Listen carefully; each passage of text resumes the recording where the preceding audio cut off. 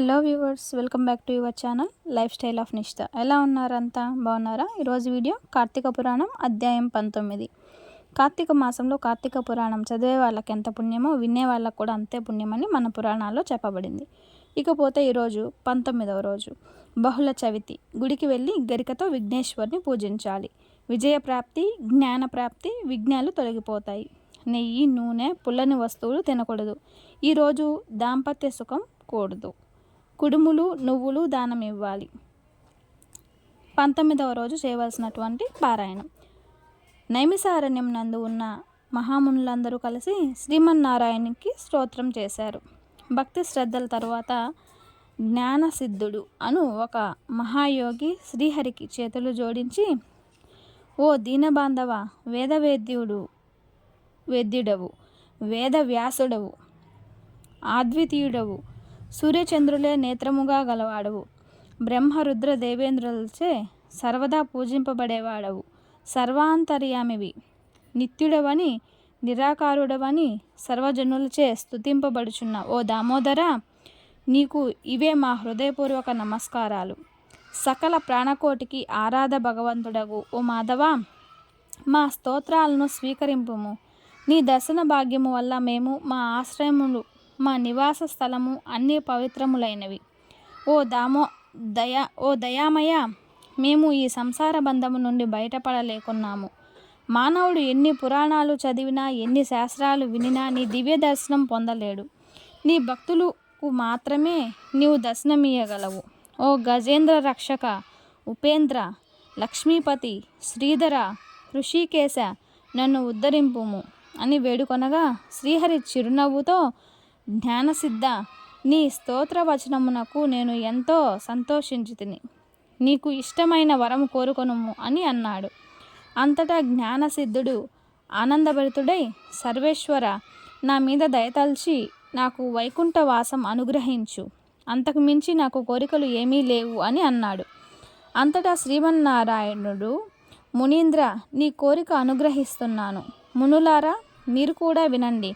ఈ జీవలోకాన్ని ఉద్ధరించాలనే ఉద్దేశంతో చెప్తున్నాను.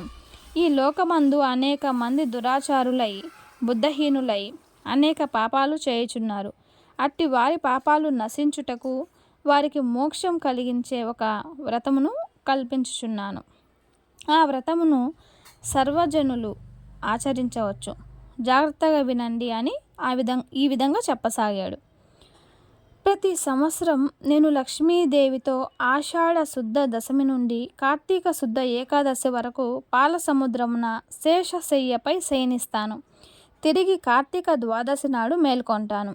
కార్తీక మాస శుద్ధ ద్వాదశి వరకు చతుర్మాసమని పేరు.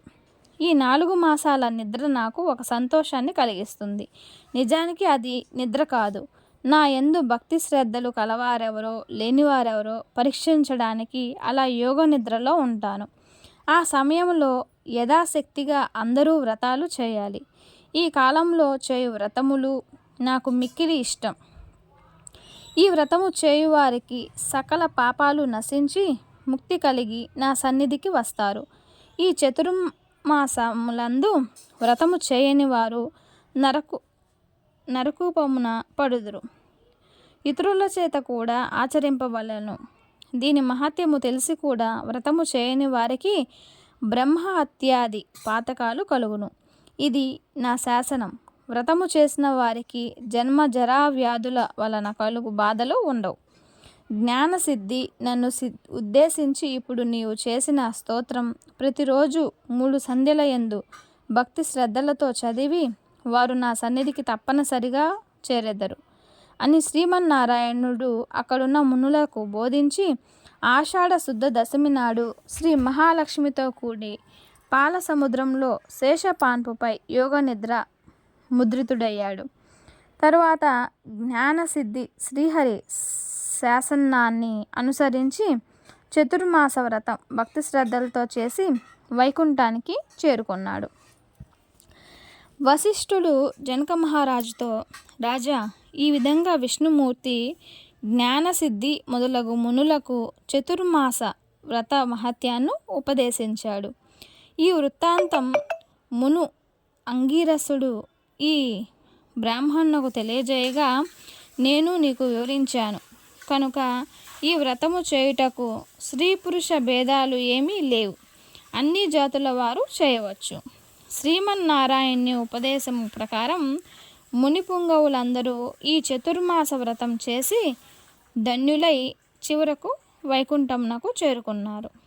స్కంద పురాణంలో వశిష్ఠ ప్రోక్త కార్తీక మహత్య మండలి 19వ అంటే 19వ రోజు పారాయణం పూర్తి అయినది.